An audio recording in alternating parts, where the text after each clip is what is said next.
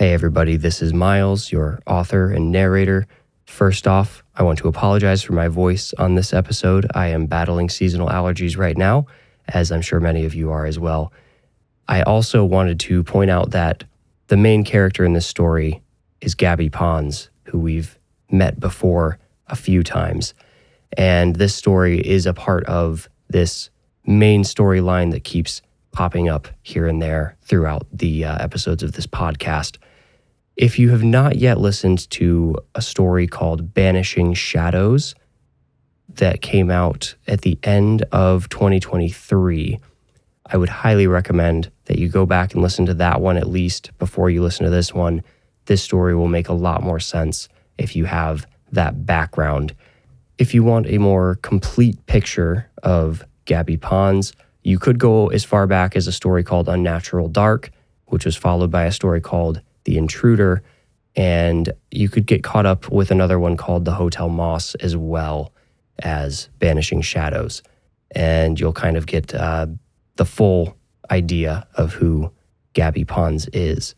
She is a fan favorite character. I was very excited to bring her back for this story, so without further ado, please enjoy The Appointment.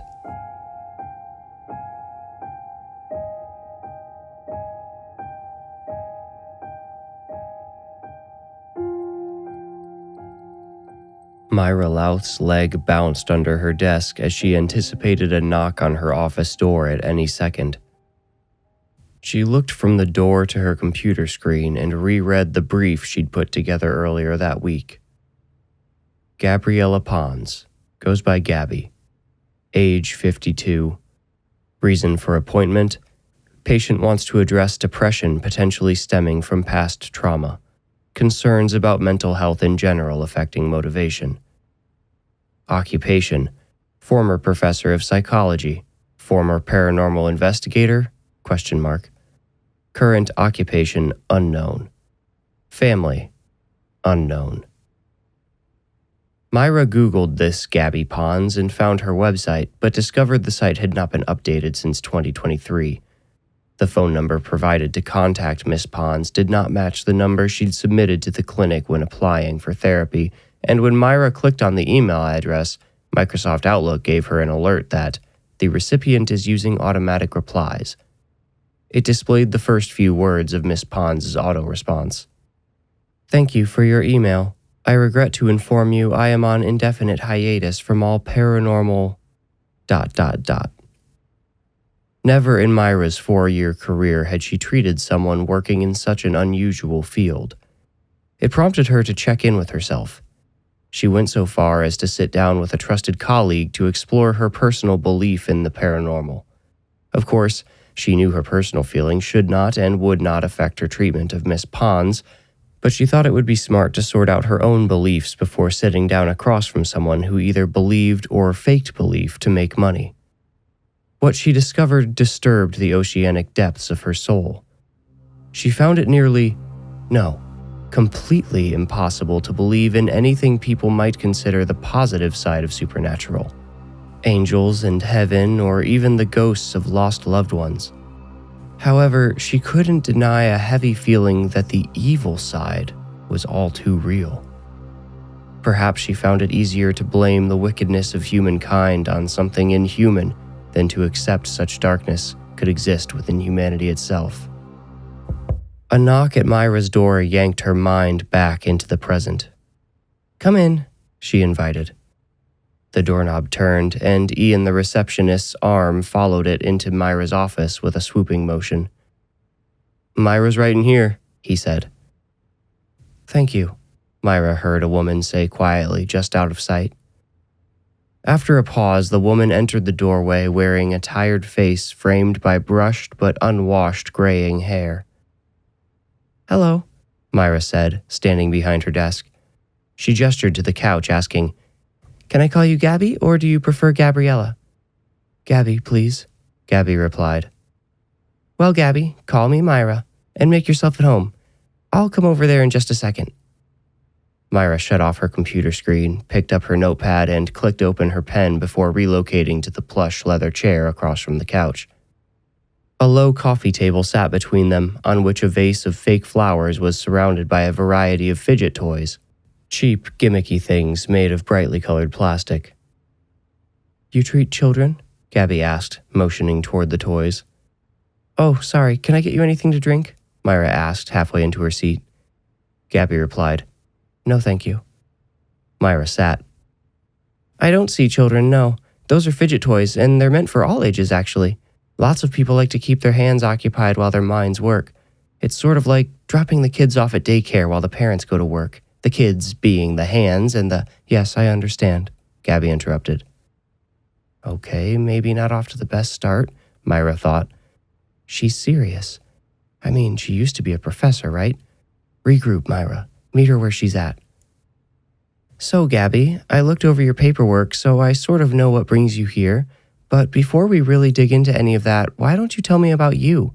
Tell me about your life. Help me know who I'm talking to." Gabby leaned back and said, "Yes, I suppose that makes the most sense. I'm not sure how far back you want me to go." "As far back as you'd like," Myra said. "Uh-huh," said Gabby. "You left my old website up on your screen when I came in, so I suppose you know what I used to do for a living. I guess we could start with what got me interested in the field of paranormal exploration. I'm sure it seems strange to you, especially that a professor of psychology would shift into paranormal work. It's also deeply connected to why I'm here." Myra, blushing from embarrassment from leaving Gabby's website pulled up, said, "I don't judge. Wouldn't be much of a therapist if I did." "I suppose not," said Gabby. "But surely it must be somewhat curious to you." "Sure, of course," Myra replied. Gabby said, "It may interest you to know that I once wanted to be a therapist. I know this is what everyone probably says, but I genuinely wanted to help people." "I know the feeling," said Myra. Acknowledging her with a curt nod, Gabby continued. "I achieved my bachelor's degree, but while pursuing my master's, I suffered acute burnout, although I didn't know what that was back then. My friends all encouraged me to loosen up, and I guess I took that encouragement a bit too far. To make a long story short, I was 7 months pregnant when I received my master's, and just over a month later, gave birth to my daughter." Gabby's attention suddenly shifted to the toys on the table in front of her. She found it rather unprofessional to keep the messy array out in the open. She didn't feel like she could take the session seriously with the colorful rubber and plastic items laying there. One in particular caught her eye, a white cube with buttons, switches, and gears of various color. She realized she'd become distracted and looked up, observing Myra writing on her notepad. "So you have a daughter?" Myra asked, glancing up and flashing a forced smile as if to say, "Don't worry, I'm listening." "I'll get to that soon," Gabby replied. Myra's pen froze on the page. "Patient wants to address depression potentially stemming from past trauma." The words scrolled by in her mind. She thought she might have an idea where Gabby's story was going and made a mental note not to ask any further prompting questions. Gabby continued. "I named her Sylvia before she was even born, and she meant everything to me. Her father refused to return my calls after I told him I was pregnant, and he transferred to another school. I decided I didn't want a so-called man like that in Sylvia's life, so I didn't pursue him. Early on, I'm sure he felt like Houdini, but now that we're both so much older, if there's any sliver of humanity inside him, I'm sure it gnaws at his soul that he never met his daughter. She was so insightful and curious and funny too. She could tell a joke that would make you snort with laughter. And I don't mean that canned laughter we grown-ups usually feed children either. Anyway, I looked up her father after Sylvia passed away just to let him know. I didn't do it out of courtesy or obligation. I think I wanted to hurt him. I see that look in your eyes. You want to tell me hurting others doesn't help us feel better. But Myra, if you do that, I'll walk straight out this door, because when I heard his voice break on the phone, he'd answered my call so nonchalantly, and a few minutes later I hung up and left him devastated. Sure, the satisfaction didn't last, but for a brief moment, The pain rested on someone else's shoulders instead of mine. I needed that moment. Myra saw her opening. I'm not going to tell you how to feel about anything, but that pain, it came back, didn't it? Gabby looked down at the toys on the table. Then, cursing herself out loud, she picked up the cube with all the buttons and switches. It felt stupid in her hand. Her thumb brushed over a pattern of half-exposed ball bearings protruding from one of the cube's sides and rubbed over them back and forth. They don't even do anything. What a frivolous waste of materials, she thought. But her thumb kept rubbing, and she didn't put the cube down. Without looking up, Gabby said, I think we both know that pain will never leave. Myra made an intentionally opaque expression and wrote something down, then said, I don't mean to lead you along, but I have a feeling we're closing in on the reason you got into the paranormal investigating, is that what it's called? In a tone Myra interpreted as gentle, Gabby replied, If you don't mean to lead me along, then please don't. We'll get there. Keep in mind, I'm in my 50s. We haven't even gotten to a point where you were alive yet. I'm 33, Myra replied, trying on Gabby's serious but playful tone. It didn't suit her. Gabby flashed her a look that portrayed the dominant personality she once possessed, but it was gone in an instant, shrouded behind the broken expression she now wore everywhere she went. Breaking the fresh ice, Gabby said, Let's go back a bit to when my daughter was still alive. Not to brag, but I was cherished by my professors and well-liked by my advisor, and they helped me find grants and scholarships to pursue my PhD. The university offered an on-campus daycare, so I could still spend the majority of my time with or near Sylvia.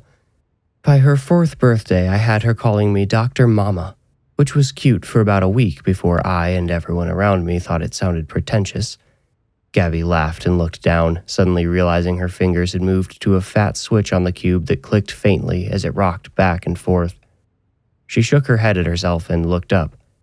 Myra noticed. They're sort of addictive, aren't they? She said. Gabby stopped fiddling with the switch and asked, Should I continue? I'm guessing you'd still like me to get to the paranormal stuff. Caught off guard, Myra practically stammered, Whatever you think is relevant. Gabby nodded. Right. Well, we're almost there anyway. I would have gone into practice after school, but that's when Sylvia was diagnosed with leukemia. If I haven't said so already, I'm so sorry, Myra inserted. Gabby nodded in silent thanks, then said, She was gone 5 months later, and I wasn't sure I could go on without her. But then I started experiencing these sensations. Sometimes when I would think about her, I thought I could feel her near me, often floating above or standing beside me. Now, I've always been scientifically minded, and I knew there must be some neurochemical explanation for these sensations, so I began pursuing research in that direction. I couldn't find an explanation, though. That is, until I began to stumble upon some less modern ideas. I changed the direction of my study once again to involve what most people would consider paranormal possibilities. Of course, I couldn't make a living doing such research, but fortunately a position teaching at the university opened up around the same time, allowing me to continue my work on the down low. And what did you find? Myra asked, leaning in. Gabby felt frustrated by how eager Myra seemed to dive into the paranormal subjects when she was really trying to distance herself from them for a little while. Her experience at the Hotel Mosse in New York City roughly 1 year prior had upset something inside her. There, she had been shown a vision of her daughter hooked up to machines in a hospital room, an image which she had long tried to forget and which made her question, if only for a moment, whether Sylvia had moved on to a beautiful afterlife or was trapped in purgatory, eternally experiencing the worst months of her short life. Gabby knew the spirits in the Hotel Mosse were disturbing her on purpose and using Sylvia against her, but never before had a spirit she'd encountered been able to see so deep into her and utilize her most intimate torments against her. The experience left her deeply unsettled and unwilling to delve back into that world, at least for the time being. If you don't mind, Gabby said, setting the fidget cube back on the table and resuming her stoic pose. "I'd rather not discuss that sort of thing here. I'm here to get my mind straight, and I believe we can do that without exploring the details of my research. Unless you disagree?" Myra's face betrayed her true feelings as she verbally answered, "No, of course not. We're here to talk about you." As Gabby pulled out of the clinic's parking lot 20 minutes later, she questioned whether she would want to see Myra again. If she hadn't already spent months on the waiting list to see someone, she thought she would switch to another practitioner immediately. So didn't that mean she should bite the bullet and switch now? As much as she despised the thought of waiting for another opening, if Myra couldn't help her, what did it matter? She decided to give Myra one more chance. To clear her mind, she stopped at a park with a circular walking path and spent half an hour on her feet, listening to birds and watching clouds floating overhead. It had been easier than she expected, talking about Sylvia, but now she found it difficult to shake the old feelings it dredged up. She sat on a bench next to the path for a time, but sitting still allowed her darkest thoughts to catch up, and she quickly kept walking. As she looped back toward the parking lot, which was almost entirely empty, she saw someone parked directly beside her white Honda Accord in a blue Jeep Wrangler. The Jeep's driver was still inside, and though it was difficult to tell from a distance, Gabby thought the driver was staring at her. The Jeep looked familiar, and Gabby realized she had also seen it in the parking lot of the clinic. She pretended to be distracted by a vulture circling overhead, sparing only sporadic side glances toward the Jeep. The driver appeared to be a woman, and the closer Gabby got, the more certain she felt she was watching her. The woman wasn't moving. She didn't appear to be getting out. Was she waiting? Eventually, Gabby recognized the driver. Her memory had served her well. She had seen the Jeep at the clinic. It belonged to Myra, and it was Myra now staring at her from the driver's seat. "You've got to be joking," Gabby mumbled to herself. Holding an irritated expression, she waved to her therapist as she neared the end of the path. Myra waved back, then started her Jeep, backed out of the space, and drove off. Gabby paused. Only her eyebrows moved, pinching together at the bridge of her nose. Her instinct was to call the clinic immediately and report this odd behavior, or at the very least request to be transferred to another therapist. But her fear of being waitlisted again won out once more. She reasoned that Myra may have simply come to the park by coincidence, and when she saw Gabby, opted to give her space. Gabby told herself to stop immediately, assuming the worst in people, as she climbed into her car and left the park. However, sometimes assuming the worst is not a bad habit, but a critical instinct. 3 days later, the first time Gabby left her house after her appointment, she went to Walgreens to pick up her Zoloft prescription.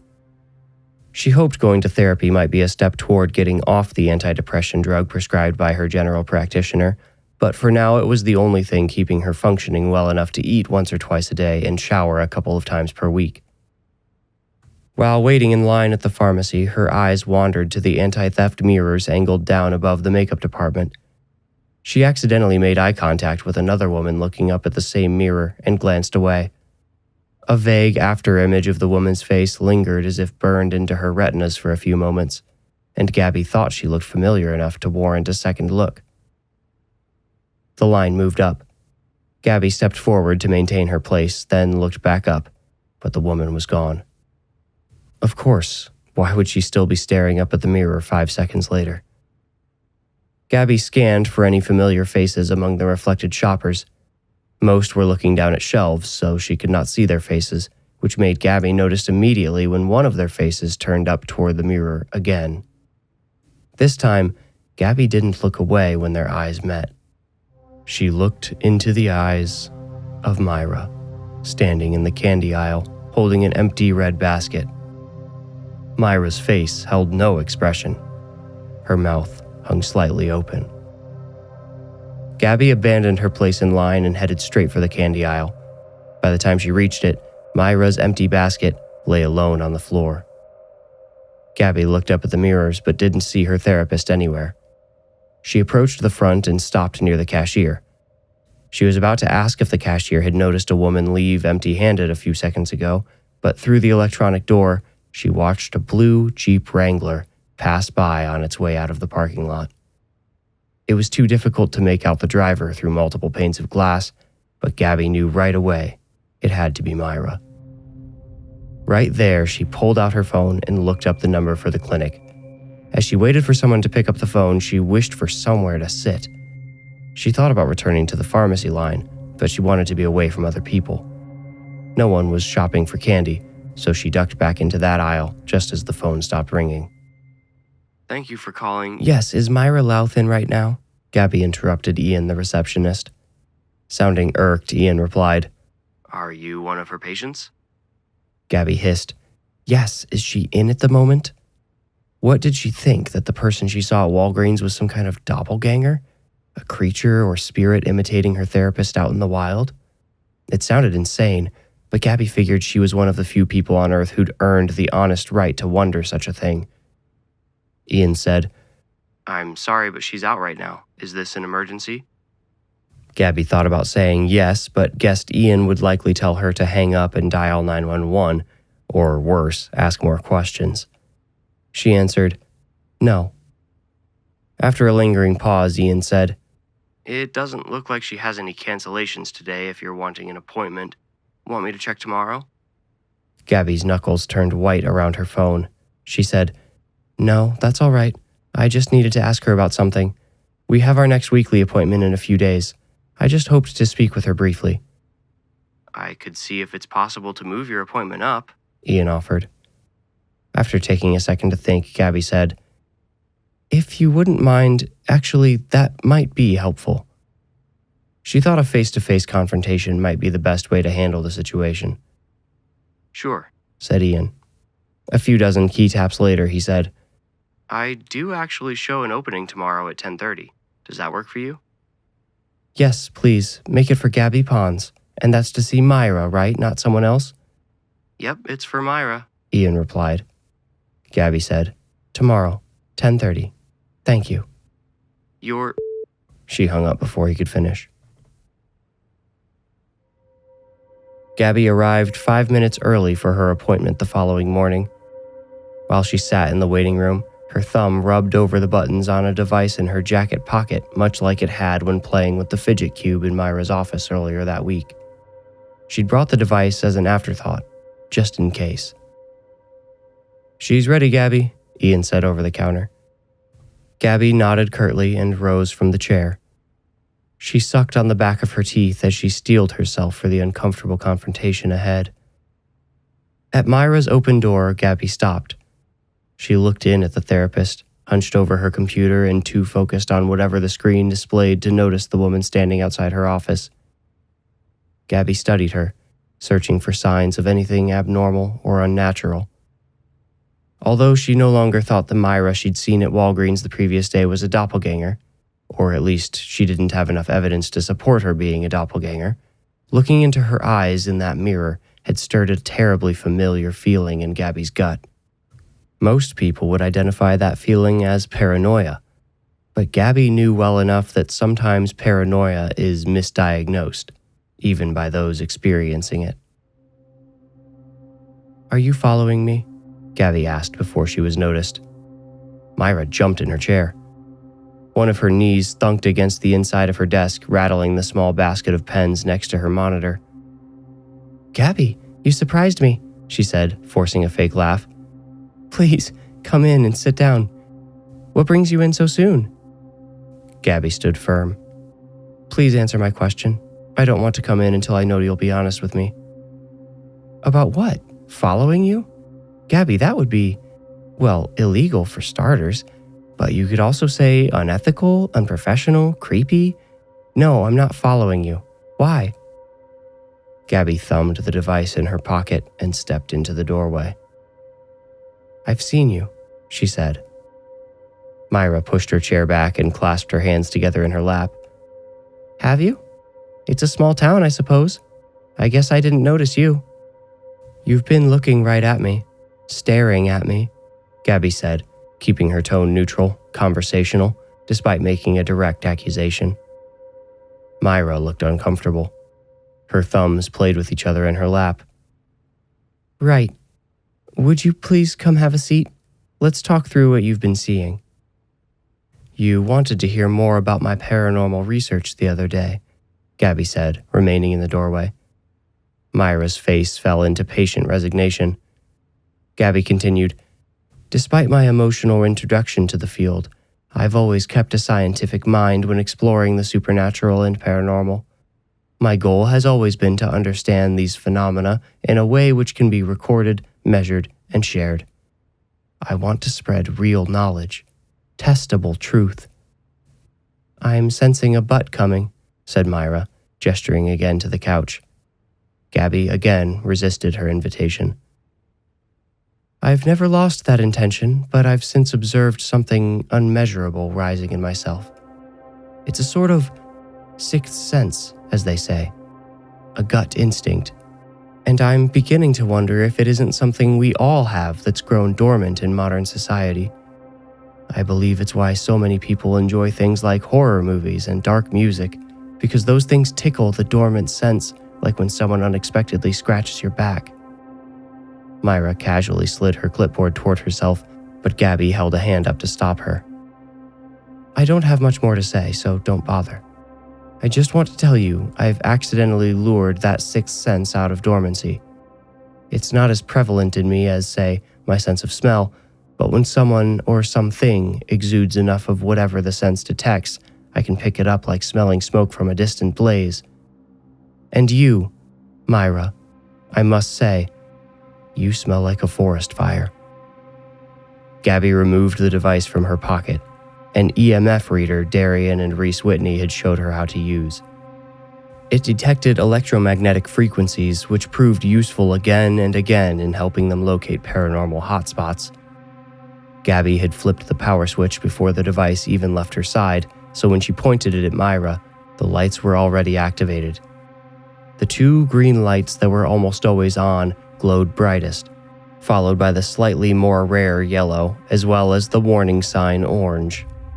The final, undeniable red light flickered slightly but remained off. Gabby stepped forward. Myra pushed back until her rolling chair hit the wall behind her. The pointed EMF reader seemed to hold her in place like a magic wand. She recoiled until Gabby reached her desk. Then she lunged out of her chair. She caught the wrist of Gabby's hand holding the EMF reader and aggressively pressed the device to her own forehead. The red light instantly glowed, and the device began to crackle. Gabby tried to pry the reader out of Myra's grip with her free hand, but the therapist's fingers felt like steel claws. Gabby cried out in agony as Myra's grip closed even tighter on her wrist. You found me out, Professor, Myra's mouth said, projecting a different voice. Whatever controlled Myra let go of Gabby's hand, and the EMF reader clattered onto the desk, smoking. All of its lights shut off at once. Now I insist you have a seat, said Myra's possessor. The door behind Gabby slammed shut. Gabby clenched her fists and remained on her feet. She demanded, Why use Myra? I barely know her. Come take me if I'm who you want. So valiant, chided the possessor. I chose her because I wanted to watch you make yourself vulnerable. I wanted you to show me your weaknesses so I can make you suffer that much more. What is your grievance with me? Gabby asked, conveying calm to mask her rising fear. The possessor replied, I've been with you, waiting for such a moment as this. You're strong, Gabriella Ponds. Even in your weakest state, your mind is built to resist. But I know how to break you. I know your greatest weakness. Wanting to keep the entity talking so she could plot her next move, Gabby said, I still don't understand. How long have you been with me? Myra leaned forward as her possessor stood. It grabbed the top of her computer monitor, leaning further over the desk until its face hovered just beneath Gabby's. Gabby held firm, not giving in to the intimidation and staring down into Myra's slightly parted eyes. The possessor said, "I've been with you since you destroyed my home and sanctuary. I followed you from the Hotel Mosse." Gabby nodded slowly as if to say she expected as much. "Are you one of the Mosses? Are you Orville or Andrew, or maybe a relative we failed to discover?" The possessor chuckled and shook Myra's head. It retracted her neck and returned to an upright position, then began walking around the desk, which finally forced Gabby toward the couch. "Orville and Andrew Mosse were far from the only entities dwelling in that hotel. What you and those young brothers did, you banished us all. You cast us away. We dwelt there for decades before you came along. Do you think I wanted to attach myself to you? While I find great pleasure in degrading your thoughts and dragging you through this muddled depression, I would much prefer the endless buffet of souls the hotel offered me. You stole that from me. You left me with no choice but to wander the earth or return to hell. So here I am, Gabby, a tormentor of your own making." "If you want an apology from me, you won't get it," Gabby said. She now stood next to the couch but did not sit. She did, however, spot the fidget cube she'd played with at her first appointment, which she discreetly plucked from the table and slid into her jacket pocket for a reason unknown to her. "You have no hold over me, demon. You can talk about my vulnerabilities and my weaknesses all day. You can keep my therapist hostage in her own body, but we both know what evils I've faced down, and you can't possibly believe you pose a threat to me knowing what I've already overcome." "Oh, Gabby," the possessor crooned in a voice that admittedly gave Gabby a chill. "We both know you dodged your personal battle that night at the hotel. You were threatened. You were grazed. But the real targets were Darian and Reese Whitney. They faced the demons of their past and confronted the burden of their ancestry. You fled." "I ran, yes, but I went back.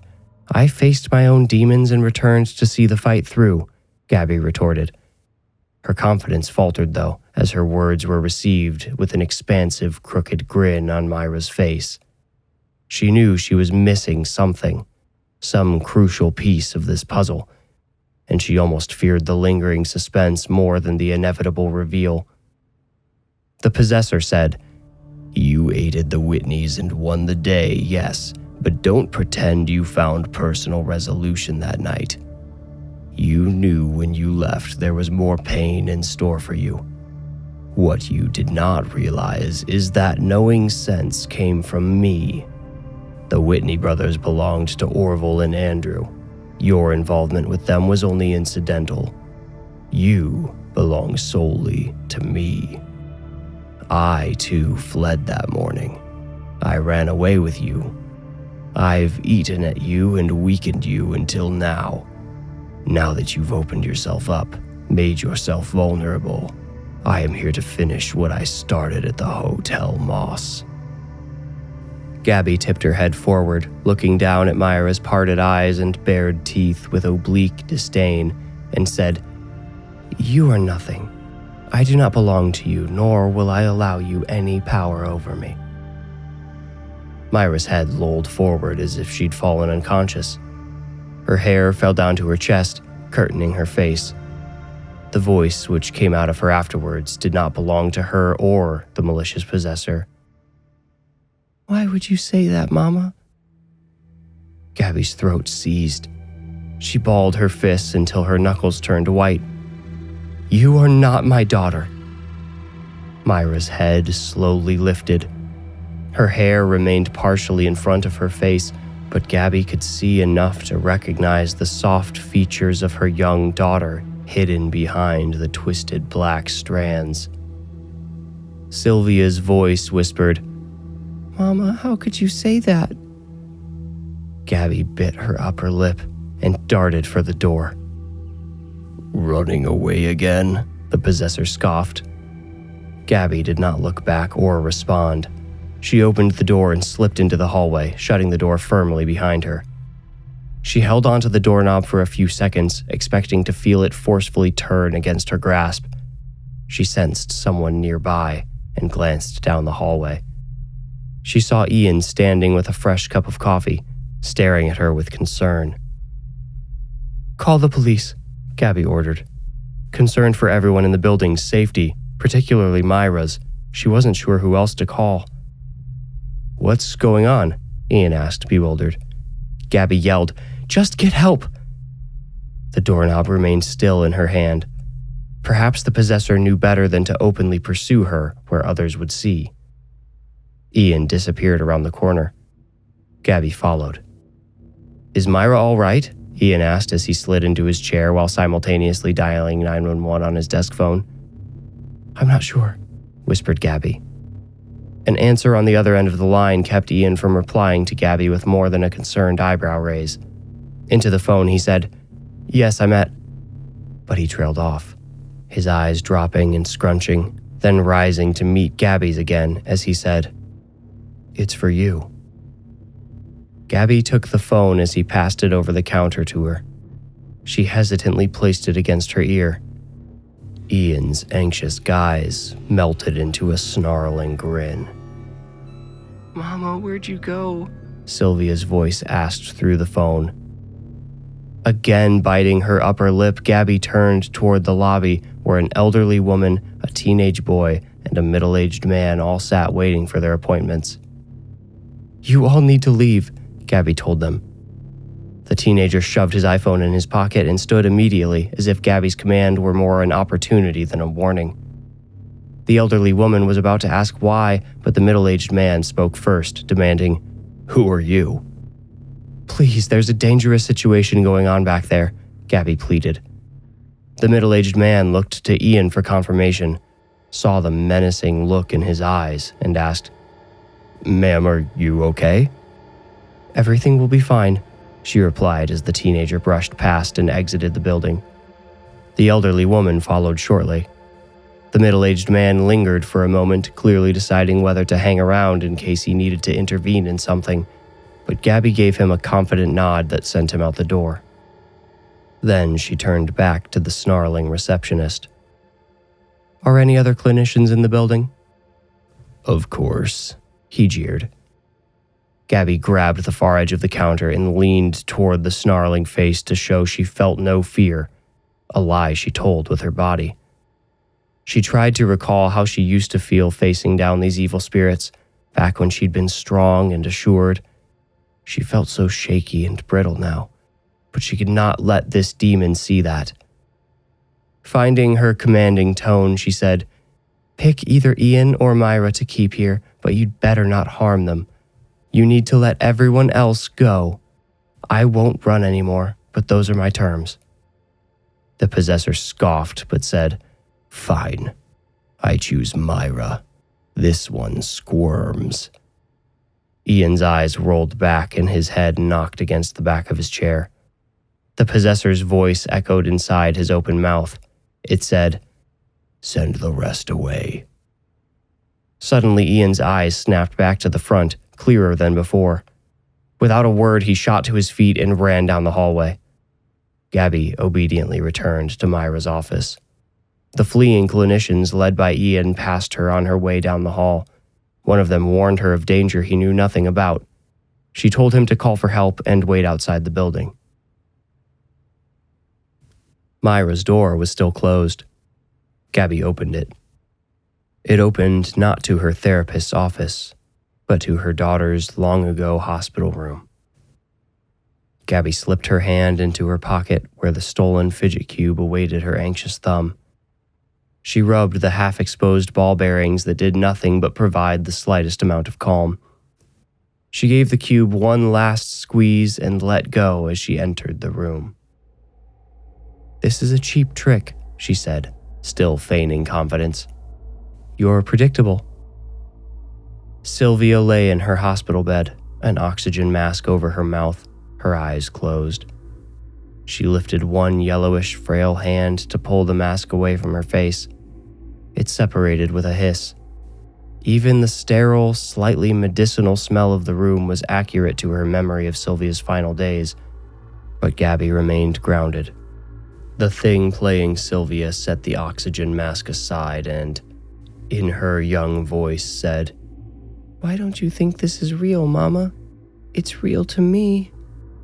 "You'll stop this now," Gabby replied. "I can see through your illusions. Might as well give them up." Sylvia's body sat up and she turned to hang her feet over the side of the bed. Long tubes connected to an IV cart twisted around her right arm. She frustratedly ripped them away as she stood. Gabby remained steady as the thing costumed as her daughter stepped toward her, stopping mere inches away. "No, Gabby," it said, now using its own voice but still speaking through Sylvia. "It's too late for your overconfidence to save you. This time you are not in control. You remain conscious only to serve as a witness.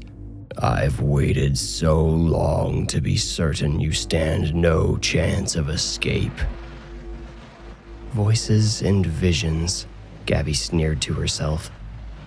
Yes, it agonized her to see her daughter again in the worst state of her brief life, but she'd prepared her mind for the worst. She was out of practice for certain. She found herself avoiding looking directly at Sylvia because she feared becoming convinced the illusion was real. However, this demon had presented the same vision to her back at the Hotel Mosse. It distracted her then, but she decided it would not now. She closed her eyes. Instead of going black, Gabby's vision shifted perspectives. She was now lying in the hospital bed, only she could see herself standing by the door too. Instead of looking down at the mirage of her daughter, she was looking at her back. Sylvia stood in front of her frozen, vacant mother, staring up at her. Instinctively, Gabby tried to cover her eyes with her hand to block out the vision, but she was no longer seeing through her eyes. She watched herself raise her hands in front of her face. Sylvia, as if copying her, lifted her own hands and began to shake with violent sobs. This image, Gabby standing haughtily and covering her eyes as her daughter sobbed in front of her, disturbed Gabby enough to make her open her eyes to stop it.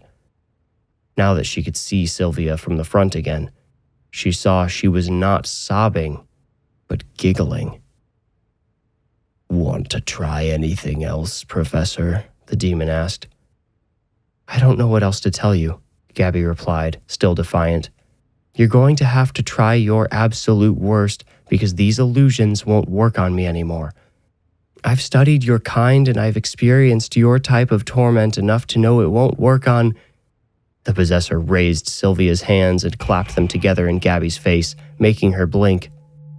In the fraction of a second during which her eyes were closed, the room changed yet again. It became darker, due to one corner being shrouded in animated shadow. The opaque blackness swallowed all of the light around the empty bed. Through the darkness, Gabby could only just make out the thin figure of a humanoid creature with pale eyes of the faintest green hovering inches above the floor. Sylvia remained in front of Gabby, now wearing an expression of confusion and fear. She looked from side to side as if having just woken up from a nightmare. Sylvia's eyes found the blackness in the corner, and, as naturally as she had in life, she lunged into Gabby's embrace. "Mama, what is that?" she cried into Gabby's stomach. Gone was the false innocence, the forced sweetness of the possessor. He existed outside of her now. This can't be real, can it? Gabby wondered. She had to know for certain. If it was another of the demon's tricks, it was the most convincing yet. The thought that she might actually be contacting her daughter's soul terrified her more than anything she'd experienced thus far, at the Hotel Mosse or anywhere else. Her gut told her this was more illusion, But what if she accidentally abandoned her child to this creature, left her with it for eternity? Ever the scientist, Gabby attempted an experiment. She shut her eyes again, squeezing them tight as she squeezed her daughter closer. Her perspective shifted like before. She saw through the demon's eyes in the corner. She gazed upon herself, embracing her sweet child, and wanted that embrace to last forever. Is this what the demon was trying to offer in return for her body and soul? An eternity with Sylvia? No, a disembodied thought echoed in her mind. I am only offering to spare her. Gabby opened her eyes to separate from the demon. Back behind her own eyes, she looked into its pale green ones. No more vague insinuations, no more torment. You have me cornered, demon. What do you want from me? Gabby demanded. She tried to resist her brimming tears, but one tumbled down her cheek. Sylvia's little hands clutched the back of her shirt beneath her jacket and pulled her closer. May I confess something to you, Professor? The demon asked. When Gabby did not answer immediately, it continued. Though I regret to admit it, you pose a danger to my kind. Many of us have escaped the bounds of hell we come from, but you would send us all back, as you have already done to so many unfortunate souls. All I ask from you is a promise. You must swear upon your daughter's soul that you will no longer interfere with we spirits beyond the physical realm. You will no longer pursue us or prevent us from carrying out our will. As long as you maintain a peace between us, your daughter's soul will exist in peace as well. Gabby started, but realized she hadn't the faintest idea what she was going to say. She ran her fingers through Sylvia's hair. It felt so real, but it couldn't be, could it? She wished she could know. She hoped, no, prayed for a sign, something she had not ever done before. She was no stranger to gambling with the supernatural, but never had the stakes been so dire, nor had her trust in herself been lower. She bought time with an honest question. How do I know this is her? Will you prove to me that you can actually access her? Sylvia squeezed her arms around Gabby's waist even tighter. Gabby could feel the warmth of her daughter's skin through her shirt, the pulse of her loving embrace. This was the sign. She thought it would be impossible for a demon to fake such an authentic feeling of pure love. Okay, she conceded. The demon asked, Do I have your word? You must swear upon your daughter's soul. Gabby said, Just let me do this first, please, and knelt in front of Sylvia. They wrapped their arms around each other and pulled one another in for a tight embrace, the kind Gabby still remembered so well. I'll be brave, Mama, Sylvia whispered. You won't have to, Gabby replied. This mean spirit will leave you alone now, okay? I'm going to make sure of it. But if you ever do feel worried, there's something I can give you.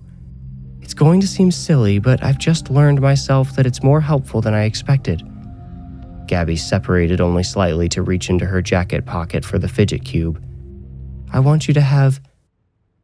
But it wasn't there. Gabby froze. She knew the cube had been in her pocket before she entered the room. So when had it vanished? During the transformation? The demon must not have seen her slip it into her pocket, but that could only mean this reality contained nothing more than what the demon was aware of, which meant it was as she had originally believed, a total illusion, a projection, a farce. Where is it? Gabby calmly demanded, turning to face the demon but remaining on her knees in front of her daughter. Where is what? The demon sneered. The thing that was in my pocket. Why is it missing? Assuming Gabby meant the EMF reader, the demon replied, You left it on the therapist's desk, remember? You put it down after using it to test me." Gabby feigned confusion, then muttered, "Oh, right." The demon's response confirmed it did not know about the fidget cube and thus did not bother to recreate it in this fictional world, this sandbox it created for her. It now seemed unlikely that anything she could currently see, hear, smell, or feel was real, but she was not quite ready to gamble the soul of her daughter on her hunch just yet. "May I ask for one small thing before I make this agreement with you?" she asked. "You may," the demon replied, greedy in tone. "Could I just have a moment to say a proper goodbye to my daughter? I've had so long to think about all the things I wish I would have told her." "Not alone," replied the demon. "I wouldn't have assumed you'd allow that much," said Gabby. She placed her hands on Sylvia's shoulders. If this wasn't her daughter, what was it? Simply a projection? If so, this demon haunting her was more clever than she had ever given one credit for. It managed to synthesize her daughter perfectly and fake such authentic affection. She wondered if it might have stolen the required nuances from her memories, and she carefully avoided any more thoughts of the fidget cube as she led Sylvia to her hospital bed. The dark shadow moved aside to allow them room. Gabby helped Sylvia slide under the bristly white sheet and placed the oxygen mask back over her face. She leaned in close so she could whisper into her daughter's ear at a barely audible volume. "Sylvia, if there's any chance you really can hear me, I love you. Someday I will come find you. Until then, stay strong, be brave, and never let these monsters control you. They seem big and strong and scary, but they're weak beneath the surface. Don't fall for their tricks. I have to go for now, but I promise I will see you soon." When she rose back to standing, she felt the demon's presence creep over her. "Have you said your piece?" it asked. "I need your word that you won't hurt her if I agree to your terms," Gabby replied. "My word?" the demon echoed. "Well, of course you have it." Gabby raised a finger and said, But see, even that could be a lie. If I've learned anything in all these years, it's that demons are notorious liars." "In this case, I am telling you the truth," said the demon. Gabby shook her head. Could still be a lie. Her diminished confidence began to swell. She felt the old Gabby pumping her up like a flat tire. "Then we have reached a stalemate," said the demon. "If you will not accept my word, I do not what, if any, assurance I can give you. Are you willing to risk your daughter's eternal soul due to your own mistrust?" "I would like to renegotiate the deal," Gabby replied. She kissed Sylvia on the forehead and turned away from the bed to face the looming shadow, to look into those pale green eyes, which bore into her like lasers. She stared back defiantly, stating, "I think we've underestimated each other, demon. I'll acknowledge that if you will. Let's now be honest with each other. I know you do not have access to my daughter's soul. If you did, you would not have created this illusion to attempt to fool me." Gabby paused, turned back to the hospital bed, and said, "So stop pretending."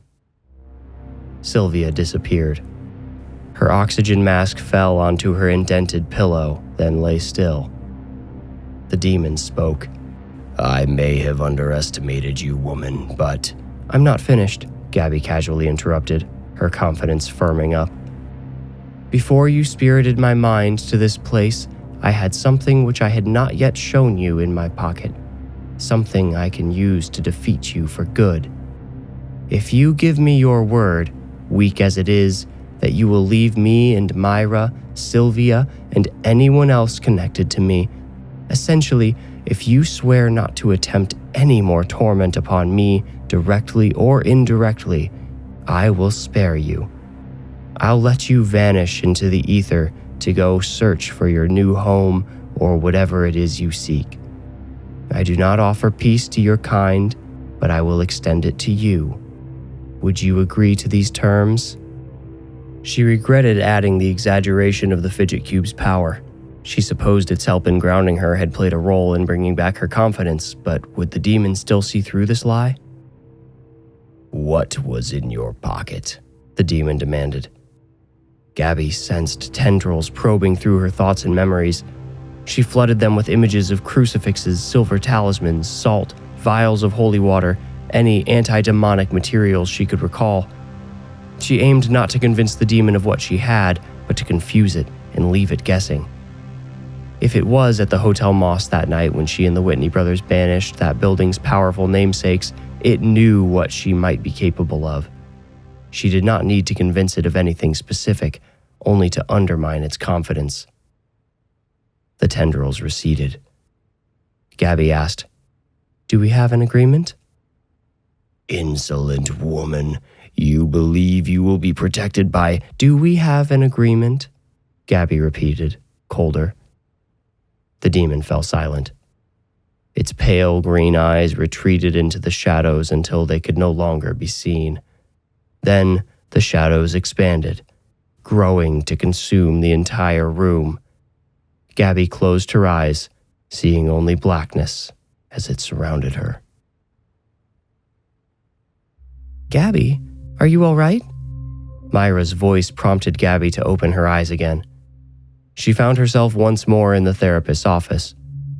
She stared blankly at Myra, who was pressing the fingers of both hands into her temples as if battling a headache. Before answering, Gabby slipped her own fingers into her jacket pocket. There it was. Her fingers found the fidget cube with its useless switches and half-exposed ball bearings, and she imagined it had never brought anyone so much comfort as it did in that moment. Gabby smiled at Myra and finally said, Yes, I'm all right. Are you?" Myra looked around the room like she was making sure everything was in its correct place. Were we? I think I might have a fever or something. I honestly can't remember what we were just talking about. My head hurts a little too." Gabby said, "I was just telling you that you've given me plenty to think about and that I think I'm ready to overcome this personal demon that's been holding me back." This was true. She'd forgotten how it felt to make the big, scary spirits retreat, to expose them for the weak monsters they really were. Now that she remembered, she felt almost angry with herself for excusing herself from the battle with them for over a year. She said, "Thank you for your help, Myra. Now, maybe you should take the rest of the day to rest." "Yeah," Myra absently replied. "I mean, I'm so glad to hear you say that, but I think I do need some rest. I think I might be sick or something." On cue, she vomited in her wastebasket. Gabby floated to her side like an angel. Once Myra finished, Gabby opened her office door and walked her out. Myra winced with each step, holding her head as she walked. Behind her back, Gabby switched on the EMF reader and held it near her neck as they made their way through the empty lobby. The lights stayed green. They exited the building together, met by the anxious receptionist and a couple of recently arrived police officers. Gabby passed Myra off to Ian and quickly concocted answers to the inevitable questions coming her way. She hoped the police would not hold her up too long. She needed to get back to work. You made it out. Congratulations. If you enjoyed the story, please rate, like, review, or subscribe. For ad-free episodes and bonus Into the Woods episodes, become a patron with the link in the description. You can also support the show by buying merch. That link is also in the description below. To stay up to date, follow me on Instagram at The Warning Woods, and if you feel ready, meet me here next week for another journey into the Warning Woods. Thank you for listening.